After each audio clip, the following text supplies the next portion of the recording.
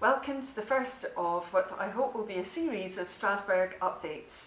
People watching this may or may not be aware that the European Parliament sits in two different places, both in Belgium in Brussels and in France in Strasbourg.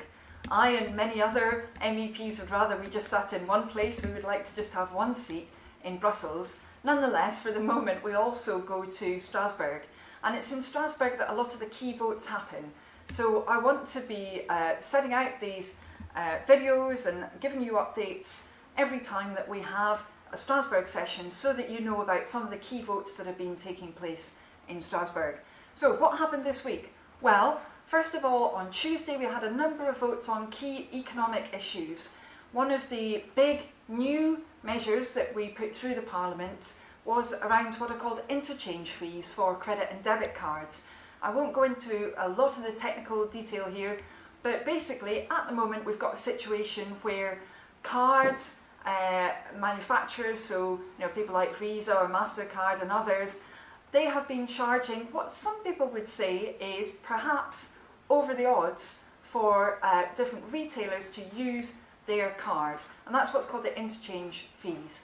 On Tuesday the European Parliament said we want to have a cap on those fees. We really think that those fees should come down, and most analyses have suggested that by capping those fees, certainly British businesses, particularly retailers, could be saved about £480 million a year. That's obviously a huge amount of money, and it's money that we hope will eventually be passed on to consumers with prices coming down as those fees for using credit and debit cards come down.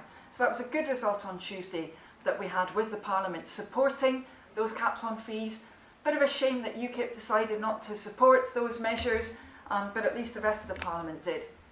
We also had a big vote on competition issues as well, because we had the annual competition report going through the Parliament, and I was pleased there were quite a lot of new measures in there suggested to try and provide a more level playing field for small and medium-sized companies, particularly to try and stop multinational companies abusing tax rules to get their costs down, while small and medium-sized companies' costs stay the same. So that's what happened on Tuesday. Very, very quickly on Wednesday, we voted on a whole range of other issues, but one of the key ones people might be interested in was around the European budget, where we had a report on that issue.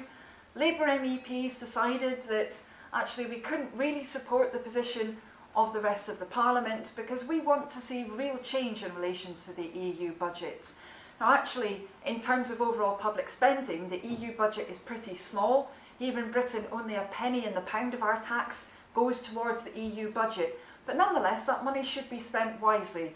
And at the moment, we think too much of it is going towards unproductive areas, like the Common Agricultural Policy, and like having a second seat for the Parliament in Strasbourg, and not enough, even now, after a lot of pressure and a lot of changes, going into productive areas like research funding, support for SMEs, support for young unemployed people to help them get into education or training.